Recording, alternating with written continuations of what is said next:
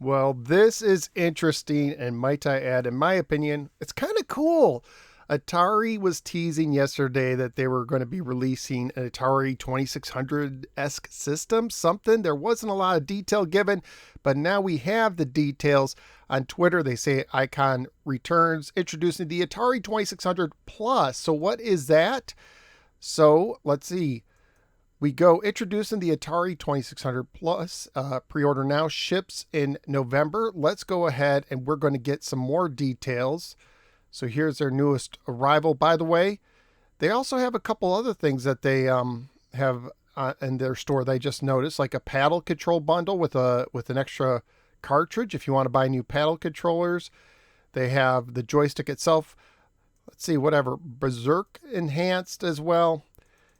But let's go to the system because that's what I'm interested in. So it's $130 and it appears to be an HDMI Atari 2600 and 7800 system. Apparently you could play both games on this, and it comes with a cartridge, a 10-in-1 cartridge. And you can see the games there: Adventure, Combat, Dodge 'em. I guess it's going to use little switches on the back. Haunted House, Maze Craze, Missile Command, Real Sports Volleyball, really underrated sports title, by the way. Surround, Video Pinball, one of my favorites, and the classic Yar's Revenge. So it's almost like getting a plug and play in a sense, but the games aren't built in. But it's a modern system. Let's see what it says here. It's an updated version of the 2600. You could play 2600 and 7800 game cartridges, HDMI out, widescreen mode. I wonder if it also has the regular aspect ratio as an option, because the games, I mean, that's not really a screenshot. I would hope. Let's see if I could see this, the back. There's the back.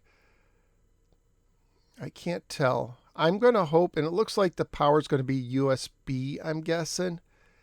But I would hope that there's an option to play either widescreen or the original aspect ratio. So that's something that hopefully we learn. And if you know, please let me know in the comments below. It says a large cartridge socket to reduce sticking, which is good for some third-party games. They do stick in some Atari systems.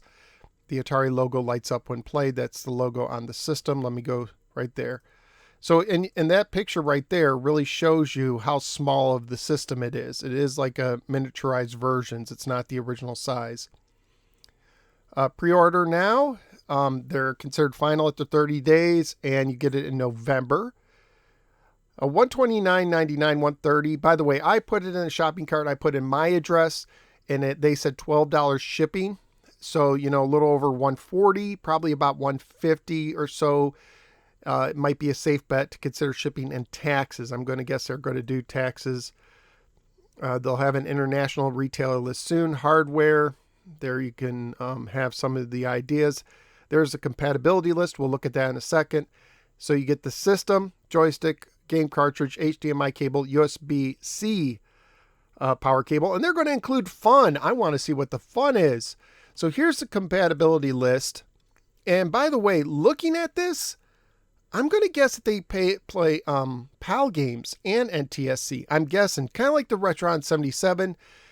It's interesting that they have some games that they haven't traced yet or tested yet. Real Sports Boxing has failed, so I'm going to focus on the games that have failed. So a lot of these games, like Acid Drop, that is a PAL region game. That's